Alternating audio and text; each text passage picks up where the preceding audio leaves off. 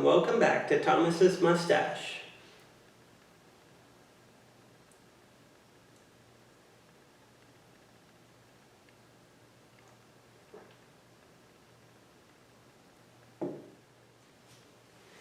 Today I'm going to talk about something that is pretty close to my heart. And I've had this idea actually for many months, talking about this. And I want to talk about my favorite website in the world. Or at least it used to be my favorite website, Book Depository. Sorry, that should be Book Depository. I guess I've been using booking.com a little too much lately. That it's burnt into my brain, which is not a good thing. Book Depository, sorry. So, Book Depository, I just want to talk about it.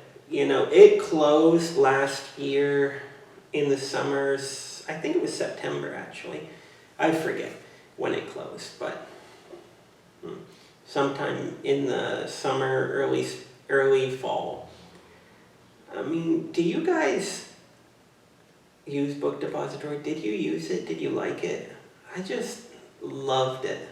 My favorite website. I'd go on there every day and just browse what did I want to buy when I could. And that's also, in the past I've told you that I can't really buy too many mustache or hair products because I spend all my disposable income on books. All I buy are books. I love books, paper books. So I sacrificed a lot of hobbies for my books, I suppose. Reading is a hobby, but I have many hobbies and I sacrificed many for my books. I loved Book Depository, and the free shipping anywhere in the world for any book was absolutely brilliant. And the prices were even better than most websites that charge you for shipping. So, you know, a good website died that day. Now, I've been using Book Depository steadily for 8 years. Like my only source of books for 8 years. Before that, I was using local bookstores and local national book websites, book buying websites, but you know, Book Depository really took it all over, and just everything about the website was friendly, was easy to navigate for a guy like me who's not very technologically developed, intelligent in a sense. It made it real easy for a guy like me. I am thankful for Book Depository. Since it's closed, I bought 2 books.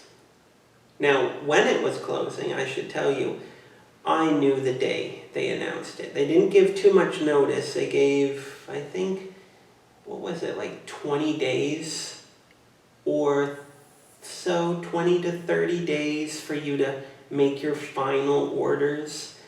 I ordered about 4 times in those days. I made 4 orders. Each order was gigantic. I think I ordered about 40 books in those 20 days. And some people ordered 100 books. I'm a little active online, you could say, and I saw a lot of people were talking about their final order. Some people had over 100 books, 140 even. I think one guy I saw had 120, 140. You know, posting pictures of all the boxes, the Book Depository boxes. I tell you, it is sad, but it was tough because I'm a guy who builds a collection of books I'm interested in slowly, and then I make a purchase, like bulk purchase of 8 books. So I had to suddenly think, what books will I want to read in a year or 2 years, or eventually, even eventually. Also, there were budget issues. I can't really spend 2 years of book budget in 1 month. So that took some juggling, which is also why I haven't bought a hair product in a long time, almost a year, because I have been saving all that money. Every time there's a sale online for hair products, even a sale, I don't buy anything because I spent it all on the books. So gotta be responsible, I suppose. But don't worry, there will be sales again next year and the year after for other things. But the books, once it's gone, it's gone. I did buy loads of books, and even the day after it closed, like the book ordering part of it closed, there were books I wanted to buy, and I couldn't. Of course, I could have used other websites, but actually there was, and still is, in a sense, a mad rush to find the Book Depository alternative for good shipping price and affordability of the books. So, yeah, I still haven't found it yet. I did buy Amazon, but that's when there was a mad deal and free shipping, just by chance. I bought 2 books. So, mad deal, I'm telling you. Because I know a guy who bought a poetry book. It was a Bukowski book, and he paid something like, I don't even know, $30? I don't know. And I got the same book for, I think, about $20. And I got free shipping. He didn't. He had to pay for shipping too. So I just wait for those mad deals. If you're interested in a little book tour, I can do a book tour video. I can do it by subject, or I can do it by just showing you my bookshelf, kind of talking about it. But today, I wanted to show you my bookmark collection. Every time you make an order from Book Depository, generally they're supposed to put a bookmark in it. So every book you order should get a bookmark. Now, if you use Book Depository often, you would know that that is not actually the case. They often forget, or maybe they say, oh, you ordered 4 books. We'll just put 1 bookmark in 1 package, or 2 packages. But generally, they give bookmarks. I don't know why they don't give them every time, but generally they're supposed to. Now, I save all my bookmarks, generally. Actually, I shouldn't say that. I've lost a bunch, and I've given a bunch away. But these are just the bookmarks that I have left that I remember where they are. There's probably more bookmarks somewhere, but I'm sure I probably have accumulated over double this amount. So we are going to go handheld, and I will show you my bookmarks.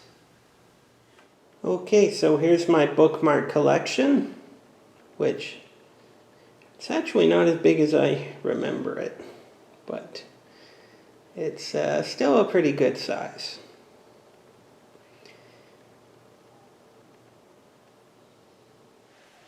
Looking at my bookmark collection here, it actually is a lot smaller than I remember. I must have lost a lot of bookmarks or given a bunch away.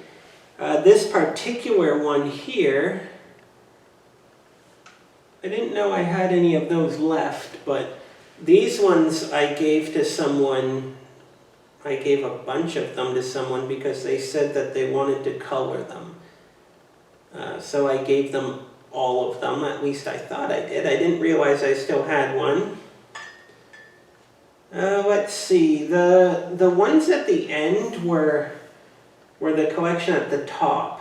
The one with the picture of a seahorse and cat and bookworms and a girl reading on at the window. Those ones were the ones I got at the end. That's 4, 5, 6, 7, 8, 9. That's 9 bookmarks, and I ordered 40 books. So that explains something. That shows that yes, they didn't give bookmarks with every book at the end for sure. Probably too many orders, not enough bookmarks, or they just didn't want to print any more because, you know, they're closing down. So they're trying to exhaust their supply. The little comic ones, I knew I had a whole load of, like that 4 bookmarks that are the same, but this one here, the one with the aliens reading, I could have sworn I had at least 3 of those. And I'm certain I had 2 of these ones about the guy cooking the book.